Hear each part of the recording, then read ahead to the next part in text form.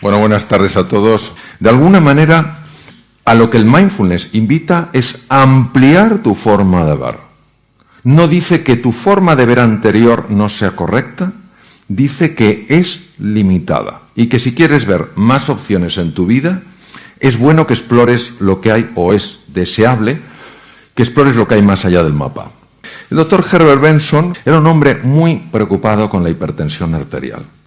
Se sabía obviamente que cuando una persona está tensa, está estresada, activa una parte del sistema nervioso que se llama sistema nervioso simpático. Un sistema nervioso que lo que hace es ponerte en situación de alarma.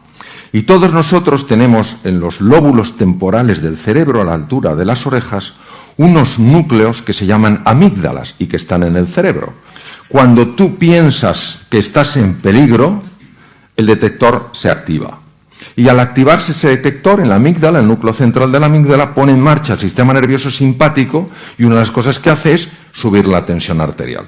Ahora bien, había un suizo, Walter Rudolf Hess, que era un oftalmólogo y que se convirtió en investigador, que ganó en 1949 el Premio Nobel de Medicina y que había descubierto en el cerebro una estructura que se llama el diencéfalo, y en el diencéfalo había encontrado un núcleo, que en realidad corresponde al hipotálamo anterior, y que era un núcleo capaz de activar la respuesta contraria, es decir, producir un estado de calma, contrarrestar la activación del sistema nervioso simpático. Hasta que por una serie de curiosas casualidades cayó en sus manos un libro que le hablaba de que la comunidad budista era capaz de hacer cosas con su cuerpo que parecían imposibles. Y lo que él vio es que efectivamente ciertas prácticas muy antiguas que están basadas en las enseñanzas de Buda activan ciertos centros del cerebro que a su vez ponen en marcha esta respuesta de relajación, y fue el primero en la historia que empezó a hacer registros médicos para ver lo que pasaba en estos estados meditativos.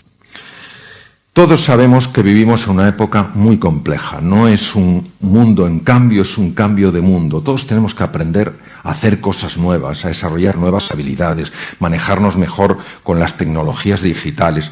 Y todo esto precisa de nosotros una velocidad para captar información, procesar información y manejarla superior a lo normal. Para eso hace falta una estructura llamada el hipocampo. Pues una de las cosas más fascinantes que se vio es que cuando una persona entra en estos estados de calma interior, de sosiego, de paz, una de las cosas que se observó, sobre todo por la doctora Zara Lazar del Hospital General de Massachusetts, también dentro del grupo de Harvard, una de las cosas que se observó es que cuando uno consigue no parar ese parloteo, porque ese parloteo va a seguir, es lo que hace, es lo que fabrica la mente, lo que se llama la mente dualista. Pero cuando tú consigues que no te atrape, entonces los hipocampos, los centros de la memoria y el aprendizaje aumentan en volumen. Es decir, el ruido mental reduce tu capacidad de aprender, reduce tu capacidad de procesar la información, reduce tu capacidad de incorporar nuevas habilidades. Lo que hace el mindfulness es separar la onda. El dolor tiene que estar, es parte de nuestra naturaleza, pero el sufrimiento es una creación de la mente humana. Hubo una serie de investigadores que descubrieron que hay un circuito, que es el circuito DFN, la red neuronal por defecto, Default Network, que se encarga de actuar como piloto automático. Pero este circuito tiene un problema. El problema es que cuando estás en piloto automático, primero, la posibilidad de tener un accidente se multiplica muchísimo. Y segundo, que este piloto automático es lo que se llama the wandering mind, la mente que divaga, y que es la fuente de la infelicidad. Estar en piloto automático. Bueno, pues lo que demostró el doctor Judson Brewer con una serie de experimentos elegantísimos es que cuando nosotros nos abrimos a este espacio de sosiego, de paz y de tranquilidad, empezamos a interferir con ese circuito. La ventaja es que el circuito automático está a su vez interfiriendo con un circuito importantísimo para mantener la atención, para aprender, para estar concentrado y para darte cuenta de lo que está pasando a tu alrededor. Es decir, lo que te permite el mindfulness, lo que te permite estar aquí y ahora, activando nuevos circuitos y desactivando circuitos que no te ayudan, es empezar a cambiar tu percepción de las cosas. Empiezas a observarte de una manera distinta, con mucha más compasión, con mucha más comprensión. Empiezas a ver a las demás personas con más benevolencia. Cuando el doctor Benson, mi primer maestro, empezó con sus enfermos a enseñarles lo que se llama la técnica de relajación, que es una técnica de mindfulness, lo que buscaba, como os he comentado, era la mejora de la salud. Pero conforme pasaron los años, sus propios enfermos que le seguían viendo, aunque estaban mucho mejor, le decían: doctor Benson, le voy a decir algo curioso, me he vuelto más creativo. Y claro, Benson de entrada, como no le interesaba, dice: pues estupendo, enhorabuena. Pero cuando se lo empezaron a decir más y más, ya prestó atención. Dijo: ¿y esto a qué se debe? Entonces empezó a estudiar cómo la respuesta a relajación afecta al proceso creativo. ¿Por qué sabemos que esto es así? Porque cuando se utiliza electroencefalografía de alta precisión, se ve que una persona muy estresada tiene un ritmo de ondas, sobre todo en el hemisferio izquierdo, muy rápido, se llama alto beta, es el cerebro agitado. Y el hemisferio derecho tiene ondas tipo alfa. Pero cuando una persona encuentra ese espacio de calma y de sosiego, el alto beta empieza a hacerse más lento y las ondas alfa empiezan a extenderse. Y grupos más grandes de neuronas de los dos lados de los hemisferios cerebrales, o sea, de los dos hemisferios cerebrales, empiezan a dialogar entre sí. Y por eso empezaban las personas a decir que eran más creativas, que estaban viendo las cosas con más amplitud. Las ondas cerebrales han sido la gran apuesta para comprender esto, el ver los cambios de registro. Y para que os hagáis una idea, hay fundamentalmente 3 tipos de ondas, aparte de las beta, están las alfa, las teta y las delta.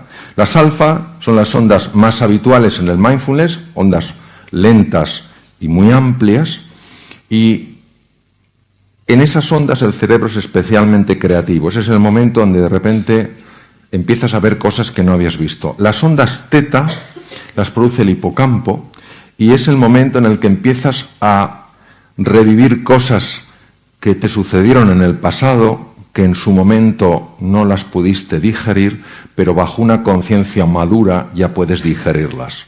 Se están reactivando recuerdos antiguos. Las ondas delta son muy difíciles de captar porque se confunden con las ondas que produce la musculatura del cuello, pero son algunas personas muy expertas son capaces de producirlas y están asociadas sobre todo con gran capacidad sanadora dentro del organismo. Voy a usar una metáfora. A mí las metáforas me encantan porque te permiten visualizar cosas que son cosas que son complejas de explicar con palabras. Mirad, nuestra mente es como un océano revuelto, donde hay olas grandes, impetuosas, agresivas. Y, pues claro, esto nos afecta a nuestra vida, nos afecta en la salud, nos genera tensión, sube el colesterol, sube los lípidos, sube la glucosa, sube el cortisol, en fin, un montón de lío. Cuando una persona se va sosegando, cuando una persona se va calmando, es como si pasara de la superficie del océano con esas ondas, con esas subidas y esas bajadas, a un espacio un poquito por debajo. Entonces ya estás debajo, ya estás en el agua, ya te has sumergido, no estás muy profundo, pero miras hacia arriba y aunque sientes la agitación de las olas, no te están afectando tanto. ¿Cuántas veces nos habrá pasado a más de uno que estamos en un mar revuelto, te viene una ola y dices, esto es muy grande? Y en lugar de aguantarla como diciendo, conmigo no puede nadie, tú te sumerges y la ves pasar por encima. Pues es lo mismo, a medida que vas avanzando en la práctica del mindfulness, claro que se siguen produciendo olas, porque la mente no para de producir esos pensamientos, pero ya no te atrapan, los ves como a distancia. Conforme vas profundizando, vas entrando en un sitio verdaderamente curioso.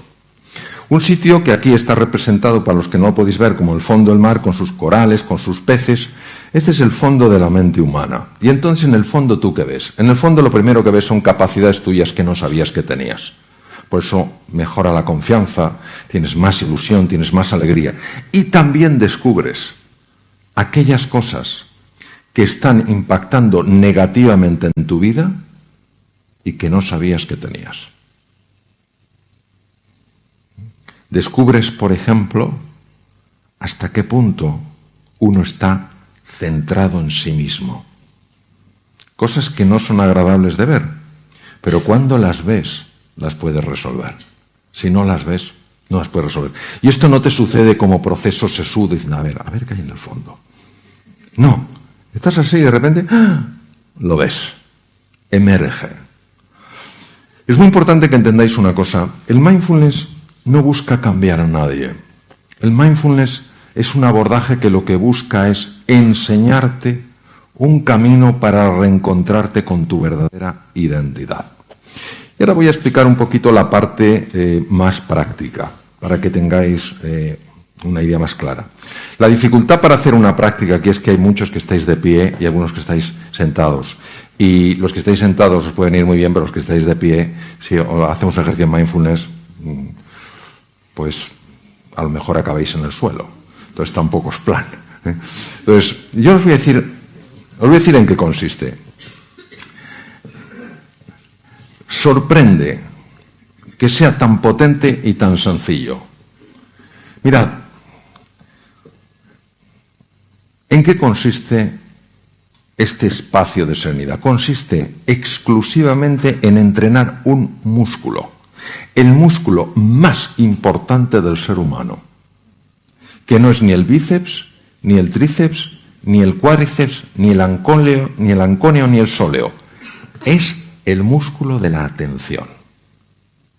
Entonces, claro, tú tomas una posición sentado o tumbado, con la espalda recta, y lo que haces es sencillamente llevar tu atención a tu respiración. ¿Por qué? Porque la respiración es algo que está sucediendo aquí y ahora, en este momento. Entonces es la referencia que tú tienes para ir entrenando tu atención. Entonces, ¿qué ocurre? Que te surge un pensamiento. Entonces el pensamiento puede ser, ¿qué habrá hoy de cena? ¿Habrá pimientos rellenos de bacalao? ¿O estarán rellenos? ¿Sabéis de lo que hablo? ¿Que sí? ¡Claro! Pero esto va a suceder. El problema es cuando el pimiento te atrapa. Y entonces ya te ves, ¿me entendéis? Ya te ves comiéndote el pimiento. Ya te ha atrapado. Ya te ha atrapado. Entonces hay gente que dice, es que yo no puedo dejar de tener pensamientos. Ni yo tampoco. Si el tema es que no te atrape, entonces te das cuenta y dices, hoy, pimiento. Luego. Esperas y vuelves a la atención. Y ese es el ejercicio de mindfulness. Entonces, ¿qué pasa en ese proceso? En ese proceso, la mente que está habitualmente agitada empieza a calmarse. De forma natural. Y cuando empieza a calmarse, tú te empiezas a encontrar mejor. Porque lo que de verdad altera al ser humano es su mente. Yo voy a contar un ejemplo para que veáis hasta qué punto esto es así. Tal vez alguno me lo ha escuchado, tú me lo has oído, Andrés. El caso de una enferma que yo tuve que se llamaba Margarita. Lo conocéis, ¿no? Fijaos lo que le pasaba a Margarita. O sea, Margarita, un dolor de estómago horribles. Horribles la pobre. Y toda la culpa era de su jefe. Cuando ella empezó a trabajar su interior, su tubo digestivo se mejoró, se quitó el dolor de estómago, su jefe era mejor persona, etcétera, etcétera. No nos damos cuenta hasta qué punto nosotros estamos generando esa agitación. Como no lo vemos, necesitamos algo que a nivel inconsciente esté funcionando, esté resolviendo, esté sosegando, esté tranquilizando. Entonces, la mente plenamente presente, que es lo que significa mindfulness, que tiene una serie de ejercicios, lo único que hace es irte entrenando en eso. Es decir, irte entrenando para que tú seas el dueño, la dueña de tu atención. En un mundo que está permanentemente distraído, donde pensamos que la multitarea es lo normal. La multitarea es profundamente anormal. No hay un solo estudio científico que demuestre que el ser humano está hecho para la multitarea. Otra cosa es que vivamos así. Entonces se fractura la atención. Conforme tú vas ganando espacio, teniendo esos 5 minutos, 10 minutos, o mejor por la mañana, tú dices, me voy a sentar.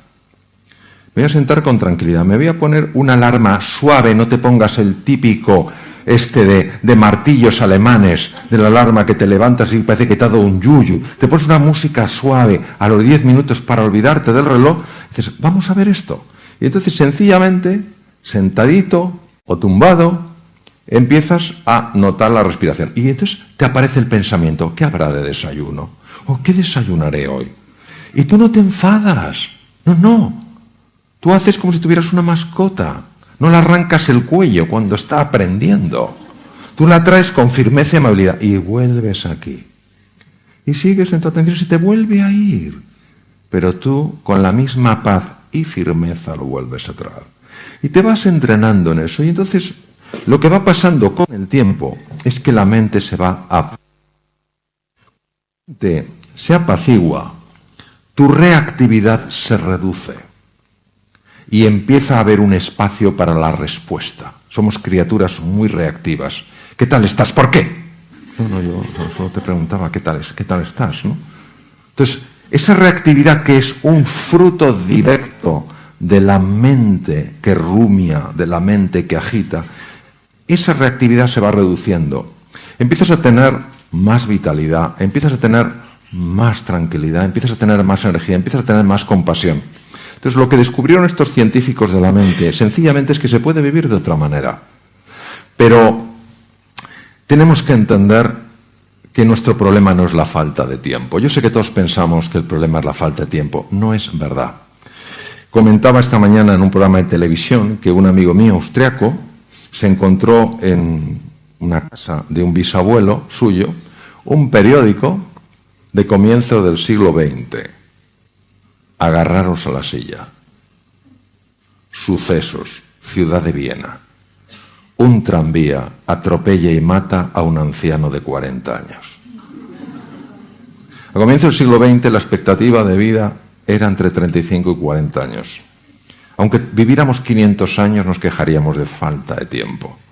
No es un problema de falta de tiempo. Es nuestra excusa. Cuando uno se para y sabe que ese tiempo es importante, y esto lo digo sobre todo a las damas, porque las damas muchas veces, por condicionamiento social, pensáis que si dedicáis tiempo a vosotras sois egoístas. Y parece que tenéis que vivir solo en la entrega a los demás, y yo creo que es fundamental que os cuidéis a vosotras. ¿Eh? Sí. Qué bueno. Claro. No creo que los hombres aquí protestaran. Espero que no. Pero es que es verdad, os da la sensación de no.